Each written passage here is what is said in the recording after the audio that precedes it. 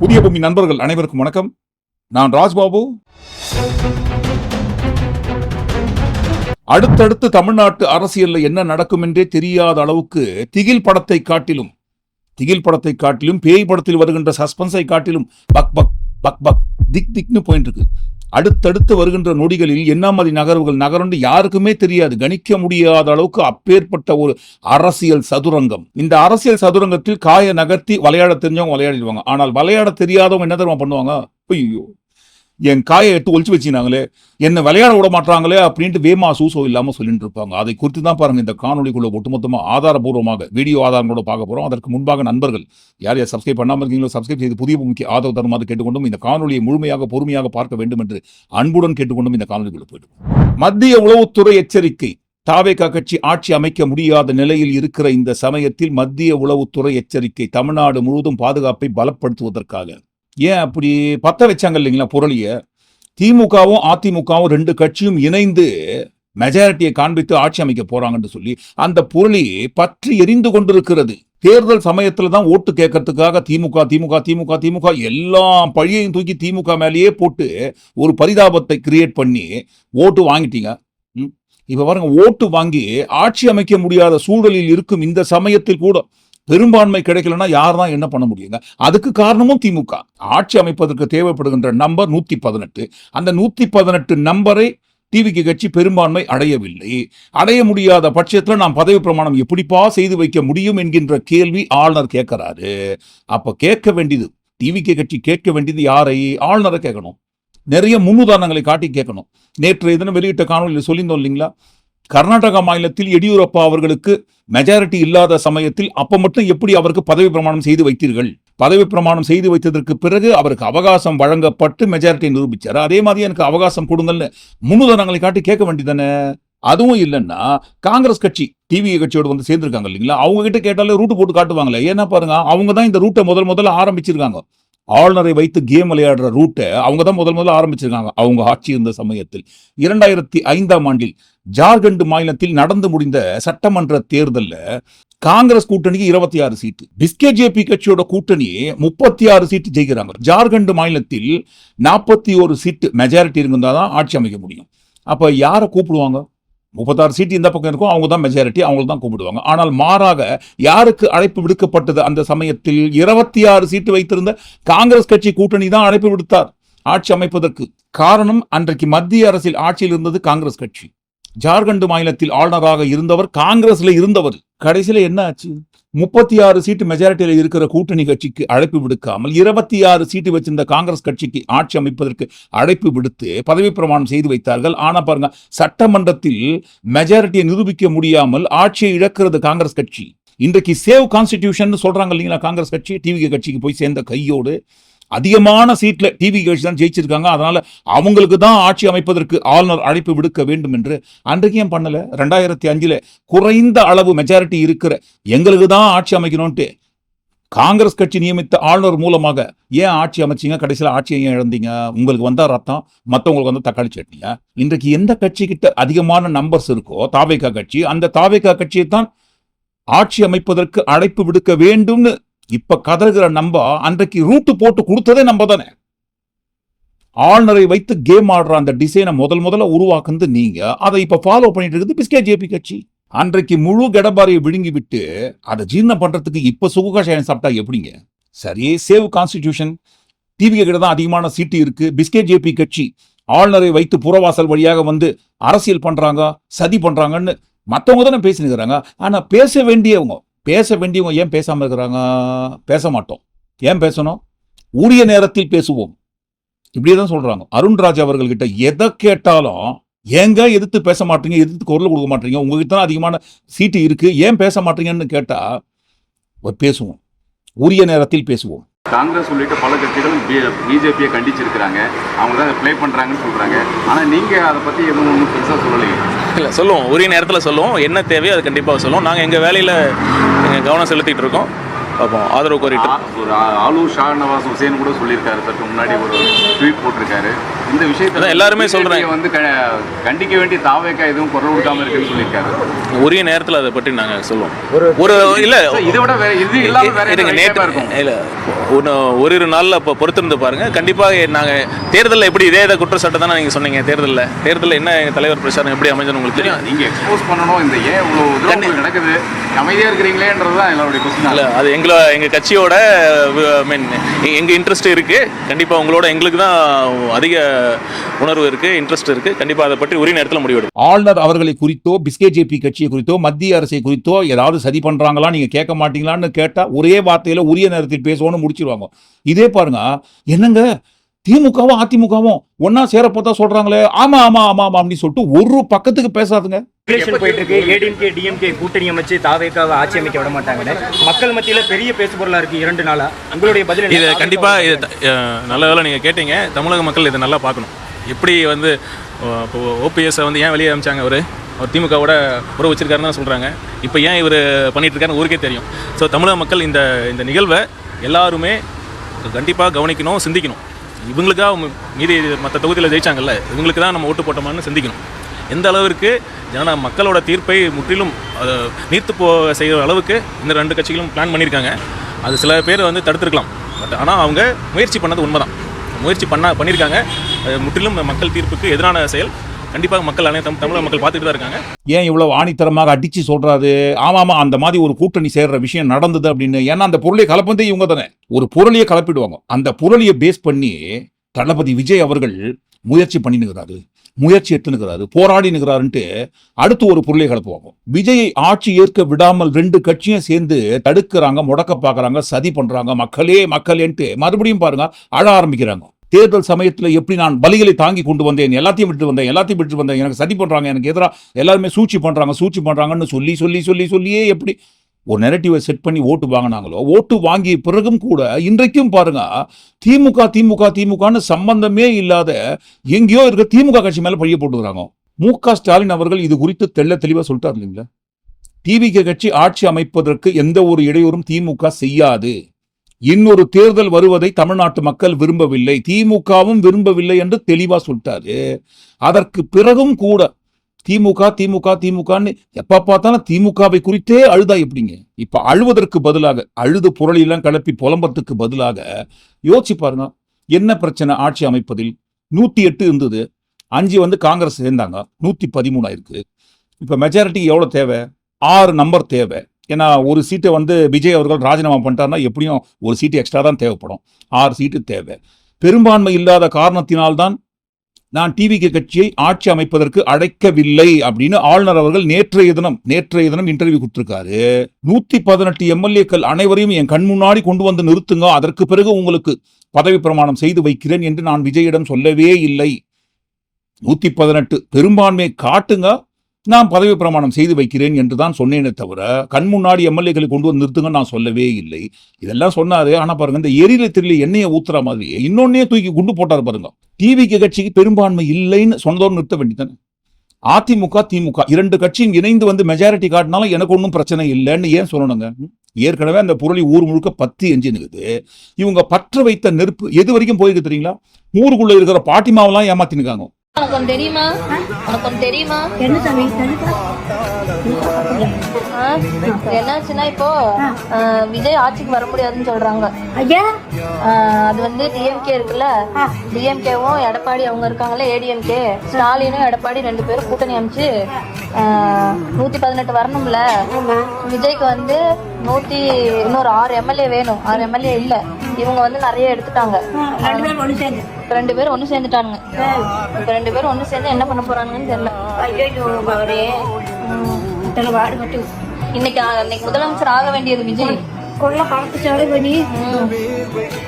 இன்னைக்கு முதலமைச்சர் ஆகணும் விஜய். என்ன மகன் இப்படி ஆயிட்ட, கடைசி நேரத்தில் இப்படிங்கிறீங்க. இன்னைக்கு பதவியில் இருக்கிறது இன்னைக்கு ஏற்கிறதான் ஏற்க முடியாதுன்னு சொல்லிட்டாங்க. அதுக்கு என்ன விதி பார்த்துக்கோங்க. சமூக வலைதளங்கள்ல உண்மையை எழுதுனா கொஞ்சம் சீக்கிரமா போய் சேராது, லேட்டா போய் சேரும். ஒரு சில சமயத்துல போயே சேராது, ஏன்னா உண்மை இல்லைங்களா. இதே பொய்யோ பொருளையோ ரொம்ப ஈஸியா போய் சேர்ந்துடும். அந்த பாட்டிமாவுக்கு ஒண்ணுமே தெரியலன்றதுக்காக பாட்டிமா சிஎம் ஆக முடியல விஜயால. ஏன் ஆக முடியல? 2 பேரும் சேர்ந்து தடுக்கிறாங்கன்றாங்க. ஆமாங்க, இப்ப பாருங்க, டிவிகே கட்சி தான் அங்க ரோல். இப்போதைக்கு அந்த ரோலை பத்தி பேசணும். அவங்களுக்கு பெரும்பான்மை இல்லை, அதுல பிரச்சனை சிக்கல் இருக்கு, அதனால நான் டிவிகே கட்சிக்கு அழைப்பு விடுக்கவில்லைன்னு சொல்லிட்டு நிறுத்தினோம். ஆனால் அந்த இடத்துல எதற்காக தேவையில்லாமல் திமுக அதிமுக 2 பேரும் இணைந்து வந்தாலும் மெஜாரிட்டி காட்டினாலும் எனக்கு ஒன்றும் பிரச்சனை இல்லைன்னு ஏன் அந்த இடத்துல சொல்லணும்? ஒருவேளை திமுக அதிமுக 2 கட்சியும் இணைந்து ஆட்சி அமைத்தால் ஓட்டு போட்ட மக்கள் என்ன நினைச்சுப்பாங்க?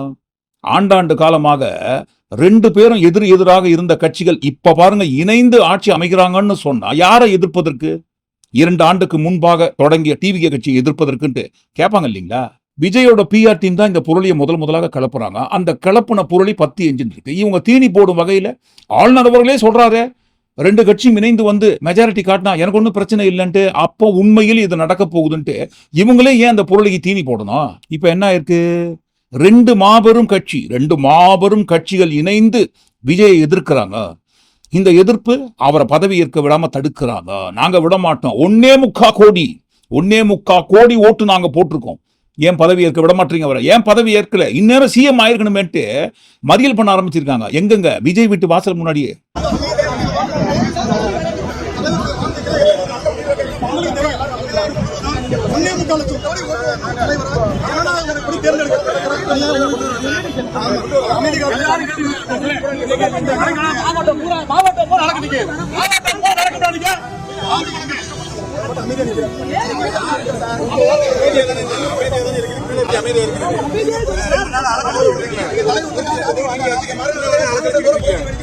இல்லைங்க, இதுக்கு பின்னாடி ஏதோ சதி இருக்குங்க. அவர் சிஎம் ஆகணும், ஆனா சிஎம் ஆக விடாம தடுக்கிறாங்க. இதுக்கெல்லாம் காரணம் என்ன? யாருங்க? இப்ப போயினுங்கிற பொருளை ஒரு பக்கம் போகட்டுங்க. இதற்கெல்லாம் மூல காரணம் யாருங்க? விஜய் அவர்கள், தாவேகா கட்சியினர். தேர்தல் சமயத்துல எவ்வளவு பொங்குனீங்க.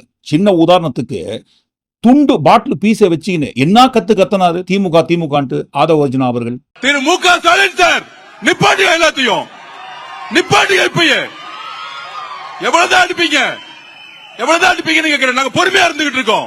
திருப்பி அடிச்சா தாங்க மாட்டீங்க சொல்லிட்டேன் நானு. திருப்பி அடிச்சு தாங்க மாட்டீங்க. நாங்க பொறுமையா இருந்துகிட்டு இருக்கோம். எவ்வளவு பொறுமையா இருக்கிறது? கரூர்ல ஆரம்பிச்சீங்க, எங்க போனாலும் மிரட்டல்கள். இன்னைக்கு கண்ணாடி பாட்டில வச்சு எங்களுடைய பெண்கள் மேல அடிக்கிறீங்க. இதுக்கு பதில் சொல்லவில்லை என்றால், இதுக்கு தீர்வில்லை என்றால் நாங்கள் கைது செய்தாலும் நாங்க இங்கதான் உட்கார போறோம். இப்ப நம்ம உட்காருவோம், இங்கேயே உட்காருவோம். இவ்வளவு கத்துனாரு. கடைசியில அந்த துண்டு பாட்டில் பீஸுக்கு பின்னாடி இருக்கிற உண்மை என்னங்க? இவங்க கூட்டம் போட்ட அந்த இடத்துக்கு எதிர்க்க இருக்கிற ஒரு ஹோட்டல்ல பாருங்க 2 பேர் ஸ்டே பண்ணியிருக்காங்க. தண்ணி அடிச்சுட்டு சண்டை போட்டுதுன்னு பாட்டில் தூக்கி போட்டு அந்த பாட்டில் தான் பாருங்க அந்த கூட்டத்துக்கு நடுவில் வந்து விழுந்திருக்கு. இது போலீஸ் விசாரணையில் தெரிய வந்தது. ஆனா பாருங்க அந்த பாட்டில் பீஸை வச்சு ஏதோ சதி பண்ணதாக அந்த கத்துனீங்க. இப்ப அதே ஃபோர்ஸோட கத்துங்க. என்னையா என்ன விளையாட்டா காட்டுறீங்க? சதியா பண்றீங்க? 113 எண்ணி எங்க கிட்ட இருக்கு. 6 சீட்டு தானே. எங்களுக்கு பதவி பிரமாணம் செஞ்சு வைங்க. ஆட்சி அமைப்பதற்கு அழைப்பு விடுங்கோ. நாங்க போயிட்டு சட்டமன்றத்துல மரபுப்படியோ சட்டப்படியோ எங்க மெஜாரிட்டி நாங்க நிரூபிச்சுக்கிறோம். அதை விட்டு எதுக்காக நீங்க தேவையில்லாத விஷயத்தை தலையிட்டுக்கிறீங்க? உங்களுக்கு என்ன பிரச்சனை அப்படின்ட்டு குரல் கொடுங்க ஆளுநர் அவர்கள் எதிர்த்து. தாவேகா கட்சிக்கு பெரும்பான்மை இல்லை என்றால் நான் என்ன செய்ய முடியும்? விஜய் பதவி ஏற்பதை நான் தடுக்கிறேனா? இதெல்லாம் என்னங்க அப்படின்னு ஆளுநர் அவர்கள் கேட்கிறார் இல்லைங்களா? ஆமா, நீங்க தான் தடுக்கிறீங்க. பிஸ்கேஜேபி கட்சியோட பேச்சை கேட்டுக்கொண்டு நீங்க தான் தடுக்கிறீங்கன்ட்டு குரல் கொடுங்க. திமுகன்னு சொல்லும் போது அந்த கத்துறீங்க. ஏன் மற்ற கட்சிகள், முக்கியமா பாருங்க பிஸ்கேஜேபி கட்சின்னு சொன்னா இவ்வளவோ சைலண்ட் ஆகுறீங்க?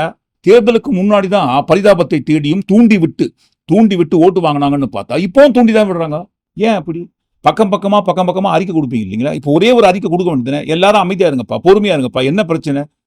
நமக்கு ஓட்டு போட்டீங்க, ஆனா பெரும்பான்மை கிடைக்கலங்க. அதுக்கு யார் தான் என்ன பண்ண முடியும்? பொறுமையா இருங்க. நான் மற்ற கூட்டணி கட்சிகளோடு பேசிட்டு இருக்கேன். எந்த கட்சிக்குள்ள வந்து சீட்டை கடன் வாங்கி பெரும்பான்மை நிரூபிச்சு ஆட்சி அமைக்கலான்ட்டு காத்துனுக்குறங்க. வெயிட் பண்ணுங்க. ஏன் பொறுக்க மாட்டீங்களான்ட்டு சொல்ல வேண்டியதுன்னு, அறிக்கை கொடுக்க வேண்டியதுன்னு. அதற்கு மாறாக தூண்டி விட வேண்டியது. திமுக அதிமுக 2 பேரும் சேர்ந்து விஜய் சிஎம் ஆவதை தடுக்கிறாங்க அப்படின்னு தூண்டி விட்டதன் விளைவு ஆளாளுக்கு கத்த ஆரம்பிச்சிட்டாங்க. யாராவது சீட்டு கொடுங்களையா? என்ன 50 வருஷமா நீங்க இருந்தீங்களே, போதாதா? பத்தாதா? ஒரு 5 வருஷம் அவர் தான் உட்காரட்டுமே.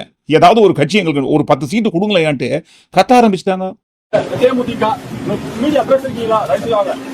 இந்த தேமுதிக விடுதலை சிறுத்தைகள் கட்சி இவங்களாம் கூட கேட்கிறேன், நேராவே கேட்கிறேன். 1.25 கோடி பேர் தமிழ்நாட்டுல விஜய் நம்பி போட்டுருக்காங்கல்ல, ஒரு 8 பேர் தமிழ்நாட்டுக்கு ஆதரவு கொடுக்காம என் தலைவன் வந்து நீங்க உருப்பேக்க முடியல. ஏன் கொடுக்கல? இப்ப நீங்க எல்லாமே நியாயமா அரசியல் பண்றேன்னு சொல்றீங்க, எல்லாருமே சுதந்திரமா அரசியல் பண்றோம், எல்லாருக்கும் எல்லா விஷயமும் நல்லா செய்யணும் சொல்றீங்க. ஏன் வந்து ஒண்ணும் இல்ல, ஒரு 8 பேர் என் தலைவன் ஏன் வரல? நேற்று நேர்ச்சி எடுத்து அறிவிக்கிறார், ஏன் வரல? இன்னைக்கு ஏன் எங்க ரோட்ல வர்றீங்க? ஆண்டவன் பூரா 60 வருஷம் ஆண்டீங்க இல்ல, ஏன் ஒரு வாய்ப்பு கொடுக்க மாட்டீங்க? உங்களை நம்பி இப்ப ரோட்ல இருக்காங்கல்ல, ஏன் வாய்ப்பு தர மாட்டீங்க? அவர் வளரட்டும் அப்படின்ற அவர் வளர்க்க ஏன் வாய்ப்பு கொடுக்க மாட்டீங்க? ஒரு வருஷம் கொடுங்க. இன்னொரு பக்கம் அழுக, அந்த மனுஷனை பாடாப்படுத்துறீங்க, எங்களை பார்க்க வரணும்னு நினைக்கிறாரு, அதுக்கு ஏன் நீங்க அனுமதி கொடுக்காம தடுக்கிறீங்கன்னு அந்த மாதிரி அழுதுந்தாங்க தேர்தலுக்கு முன்னாடி. இப்ப பாருங்க, சீட்டு இல்ல, யாராவது சீட்டு கொடுங்கன்னு ஆட ஆரம்பிக்கிறாங்க. நான் இது வந்து விசிகா அவங்க கிட்டயும், முஸ்லீம் லீக் கட்சி அவங்க கிட்டயும், கம்யூனிஸ்ட் கட்சி அவங்க கிட்டயும் நான் வந்து வேண்டுகோளா கேக்குறேன், தயவு செஞ்சு எங்க அண்ணன் கூட கூட்டணி வைங்க. மக்களுக்காக தானே நீங்க ஆட்சி பண்றீங்க, அப்போ உங்களுக்கு ஆட்சியிலும் அதிகாரத்திலையும் பங்கு தந்து ஒரு கட்சி கூப்பிடும் போது நீங்க போறதுல என்ன பிரச்சனை இருக்கு? மக்களோட தீர்ப்பை ஏத்துக்கிட்டு மக்களுக்காக ஒரு கூட்டணி போய் சேர்றதுங்கிறது புண்ணியம் தானே. இது நாள் வரைக்கும் உங்களுக்கு இப்படி ஒரு சான்ஸ் கிடைக்கல, அதை பயன்படுத்திக்கோங்களேன். எங்க அண்ணன் இப்படி அலையறதை எங்களால பார்க்க முடியல. அடுத்த பக்கம் சோகம், அழுக, அண்ணா அண்ணா உங்களை பதவி ஏற்க விட மாட்டாங்களே அண்ணா, பூத்தூவி உங்களை வரவேற்க காத்து கொண்டிருக்கிறேன்ட்டு விஜய் வீட்டு வாசல் முன்னாடி நின்று பூவை தூவி ஓன்னு அழுதா பரிதாபம் தேடுறாங்க. ஆளுநர் மாளிகையின் வாசலில் விஜய் ரசிகர்கள் கையில் பதாகைகளோடு நின்று கொண்டு எங்கள் அண்ணனுக்கு பதவி பிரமாணம் செய்து வையுங்கோன்றாங்க. ஒரு சில இடங்களில் ரோடுக்கு வந்துடுறாங்க, கூட்டம் கூட்டமா கூட ஆரம்பிச்சிடறாங்க விஜய் அவர்களுக்கு ஆதரவாக. என்ன எங்க தளபதி விஜய் அவர்கள் சிஎம் ஆகிறீங்களா இல்லையா, நாங்க ஓட்டு போட்டிருக்கோம், எங்களுக்கு பதில் சொல்லுங்கன்ட்டு ரோட்லயே உட்கார ஆரம்பிச்சிடுறாங்க. இவங்க நல்லா அழகா ஏசி ரூம்ல உட்கார்ந்துன்னு வார் ரூமை வச்சு வெர்ச்சுவல் வாரியர்ஸ் மூலமாக தூண்டி விட்டுருவாங்க. அவங்க பேச்சை கேட்டுன்னு இவங்க எல்லாம் ரோடுக்கு வந்து இந்த மாதிரி கத்தினுக்கிறாங்களே, கத்த வேண்டியவங்களும் அமைதியா இருக்காங்களே, கத்துங்க. அவர்கிட்ட கேட்டா உரிய நேரத்தில் பேசுவோம். எப்போ வரும் உரிய நேரம்? உரிய நேரம் வரும்போது அந்த உரிய நேரம் வரும் இல்லைங்களா, அந்த உரிய நேரத்தில் உரிய நேரத்து பிரகாரம் நாங்க பேசுவோம். இன்னொருத்தவங்க கிட்ட கேட்டா இந்த கேன்சரை ஜோஷியத்தால குணப்படுத்த முடியும்னு சொன்னாங்க இல்லைங்களா, அவங்க கிட்ட போய் கேட்டா அவங்க என்ன சொல்றாங்க, நல்ல நேரம் பார்த்துனுக்குறோம். எப்பங்க அந்த நல்ல நேரம் வரும்? விஜய் அவர்கள் வாய் திறந்து பேசும்போது வரும். எப்ப அவர் வாய் திறந்து பேசுவாரு? நல்ல நேரம் வரும்போது பேசுவாரு. இல்லைங்க திமுக, திமுகவா, திமுக கட்சியா? இல்லைங்க பிஸ்கெட் ஜேபி கட்சி. பிஸ்கெட் நல்ல நேரம் வரட்டும், உரிய நேரத்துல பேச.